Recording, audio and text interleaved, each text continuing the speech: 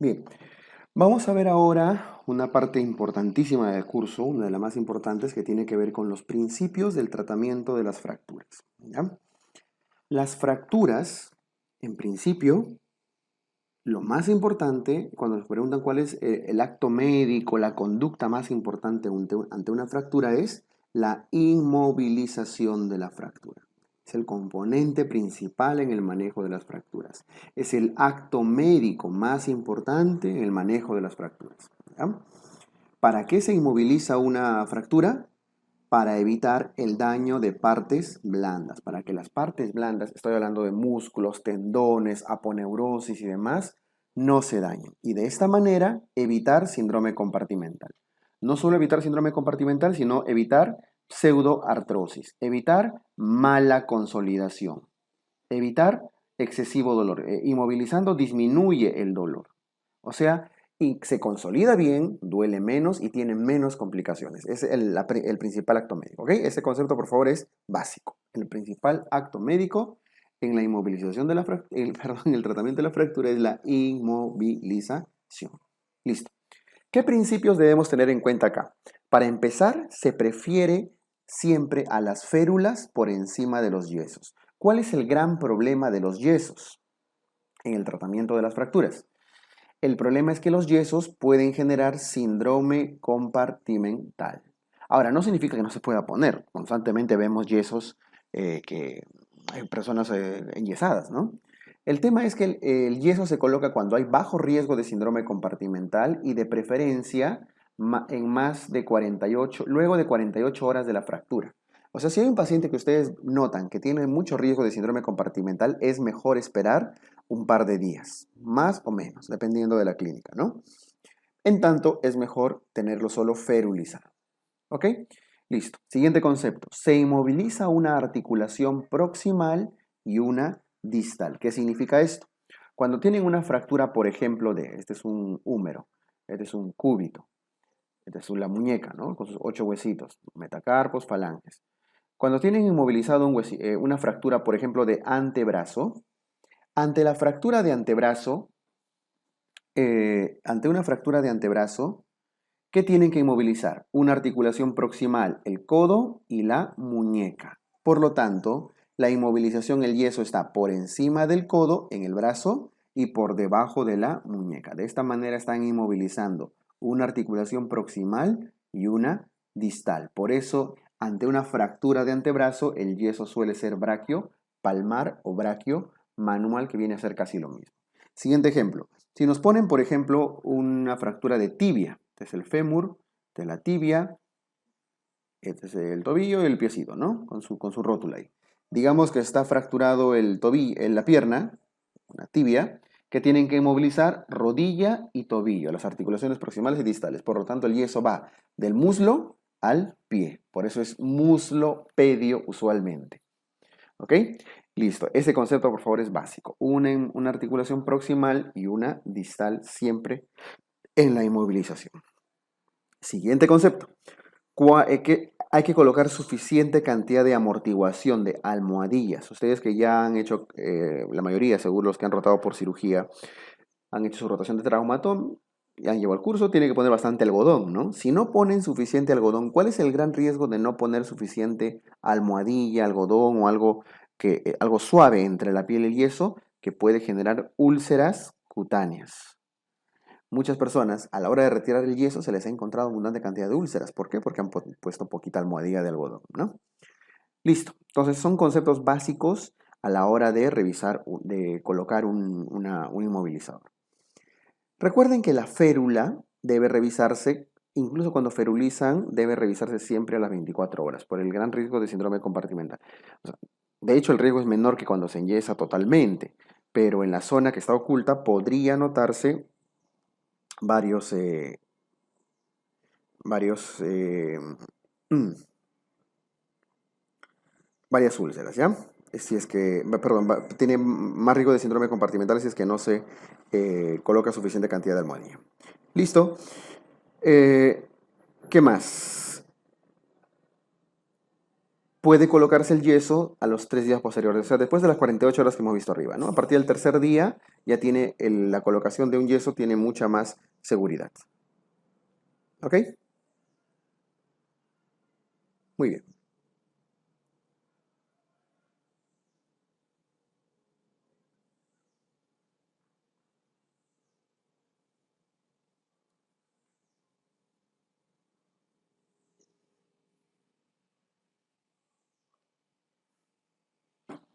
¿Qué más? Luego vienen, en el principio del tratamiento tenemos que ver la conducta inmediata. Voy a dividir esta parte proximal. La parte de abajo es súper importante, tal vez lo más importante de todo el curso, chicos. El manejo inmediato, la conducta inmediata ante una fractura. ¿Cuál es nuestra conducta inmediata? Depende de si es una fractura cerrada o una fractura abierta. En el objetivo, en las fracturas cerradas, hace un rato conversamos que ¿cuál es el objetivo de las fracturas cerradas? Evitar lesión de partes blandas. Hay que evitar la lesión de partes blandas. Y al evitar la lesión de partes blandas, se disminuye el riesgo de síndrome compartimental y todo lo que ya habíamos visto en las láminas anteriores, ¿no? Pero para evitar lesión de partes blandas, ¿qué se hace? Se inmoviliza. Significa que las fracturas cerradas, la primera medida a tomar siempre es la inmovilización. Eso ya le hemos comentado. Pero ¿por qué lo estamos reforzando? Porque si les hablaran, les pusieran un caso clínico de fractura abierta, el objetivo en las fracturas abiertas no es evitar el síndrome compartimental. ¿Cuál es? Evitar la contaminación y la hemorragia. Evitar que se desangre y que se contamine. ¿Por qué? Porque las fracturas abiertas pueden hacer osteomielitis. Entonces, más importante que inmovilizar inmediatamente, ¿qué hay que hacer? Descontaminar. ¿Cómo? Lavando, debridando, cubriendo, vendando, etc. Voy a resaltar lo que corresponde a la conducta más inmediata en el lugar del accidente. Se lava con suero fisiológico, hay que cubrirlo y vendarlo. Y luego inmovilizarlo.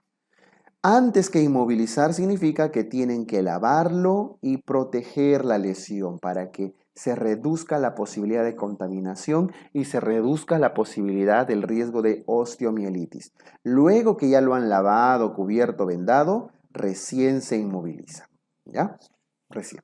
Lo demás, lo que aparece como debridación, limpieza quirúrgica, antibióticos, suero intentino, sí, se hace con mucha frecuencia, pero no olviden que estas cosas, esos procedimientos, son de manejo hospitalario.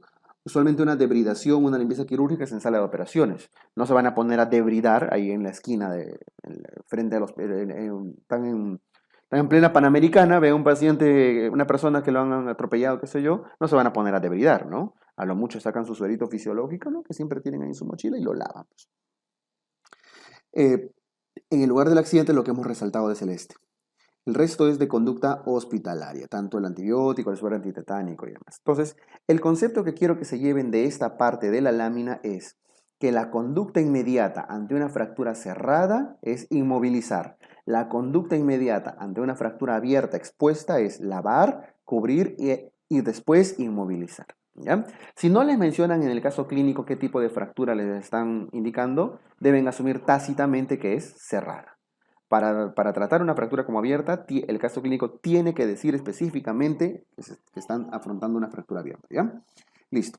Luego tienen que decidir, decidir si operan o no. Para esto quiero aclararles algo. Existen dos formas generales de tratar una fractura. Está el manejo ortopédico, entre paréntesis, no quirúrgico, es decir, la colocación de férulas, la colocación de yesos, las tracciones, etc. Tracciones pueden ser cutáneas, esqueléticas, vamos a ir viendo con cada uno de los huesos. Pero en general, una fractura se puede manejar de forma ortopédica, no quirúrgica, o podría manejarse de forma quirúrgica. Siempre lo ideal es no operar, ¿no? ¿Quiénes van a manejo ortopédico? En general, fracturas no complicadas. ¿Ya? En general, jóvenes de buen pronóstico, que su fractura no haya sido complicada, no es necesario operar. La mayoría de los niños no se operan, salvo que sea muy compleja. ¿Y quiénes van a cirugía? En general, luego vamos a ver las situaciones, pero en general fracturas complicadas, de ancianos que no van a consolidar fácilmente, se operan. ¿Y qué opciones tenemos de cirugía? Tenemos las fijaciones internas y las fijaciones externas. La fijación interna es lo que estamos viendo acá, en esta imagen. Las placas con tornillos, los clavos endomedulares, diferentes cosas, ¿no? Es lo que se conoce como osteosíntesis. Y viendo de una vez la imagen, las fijaciones externas son las que el fierro se coloca por fuera, las osteotaxis. Entonces, una fijación interna se refiere a una osteosíntesis y una fijación externa se refiere a una osteotaxis. ¿Ya? Listo. Entonces, acá estamos. Lo primero que tenemos que decidir es, ¿tenemos que operar o no? Y entonces, ¿cuáles son los criterios para tomar una decisión quirúrgica? Son estos de acá. Situaciones complicadas. Por ejemplo, que sea una fractura desplazada o muy desplazada. No siempre le van a poner la palabra muy desplazado, ¿no? A veces simplemente dice un desplazamiento mayor al 50% o simplemente muy desplazado. Las fracturas inestables. Las fracturas en conminuta, en pedacitos. Las fracturas múltiples. Las fracturas que están asociadas a una luxación. El síndrome compartimental, fracturas patológicas, ¿no? Todas ellas tienen que operarse desplazadas, inestables, en pedacitos, en varias partes, los que están asociados a una luxación, los que están haciendo síndrome de compartimento, fracturas patológicas, esto es importante, ¿eh? ¿Por qué? ¿Por qué fractura patológica? ¿Cuál era la fractura patológica más común? La que ocurre en osteoporosis. Porque en la osteoporosis el hueso está debilitado y ante la debilidad está poco osificado, desmineralizado, consolida lento. Usualmente son abuelitos. En estos casos es mejor operar, ¿cierto? Las fracturas intraarticulares también son complejas, etcétera. Una larga lista. De todas estas, lo más importante es que tengan en cuenta esto de acá. Fracturas desplazadas e inestables suelen operarse. Fracturas patológicas también suelen operarse. Si no están dentro de estos criterios de indicación quirúrgica, entonces si deciden no operar, entonces pasan a un manejo ortopédico, ¿ya? Por eso dicen no complicadas, jóvenes con buen pronóstico, niños, suelen no operar. Entonces, si ya han decidido operar la fractura, tienen que optar por las dos posibilidades. O una fijación interna, que hemos puesto arriba en osteosíntesis, o una fijación externa, que viene a ser la osteotaxis. ¿Qué opciones tienen acá? En las osteosíntesis, las placas con tornillos. No es necesario memorizar ahorita en qué situación es, lo vamos a ver con cada rotura de hueso, pero es una placa con tornillos, ¿no? Para una fractura de clavícula probablemente. Una placa con tornillos para un hueso largo. ¿Tienen qué más? Los clavos endomedulares o de Ender o de Rush, que son muy parecidos. Un clavo endomedular, ¿no? Un fierro que va a lo largo de todo el eje del hueso. Tienen a los sistemas de fijación DHS, un sistema de fijación de cadera, que es este de acá. Seguro se ha roto el cuello del fémur y le ponen este tornillo grueso con su fijador para estabilizar el cuello o la cabeza. Tienen a las prótesis, que pueden ser parciales o totales, lo vamos a ver en cadera. Entonces, hay muchas opciones de osteosíntesis. En todos los casos, en la osteosíntesis, el hueso está en contacto con el fierro, por eso se llama fijación interna, desde adentro. No debería hacerse en casos de fractura, no en fracturas abiertas. ¿Qué se prefiere en fracturas abiertas? Se prefiere osteotaxis, que el fierro no tenga contacto con el hueso para que no haya rechazo del material metálico, ¿no? Listo, pero esto ya es secundario. Lo más importante, chicos, es que tengan en cuenta de la decisión quirúrgica. Listo. Con esto hemos hecho lo más importante de todo el curso de traumato, muchachos.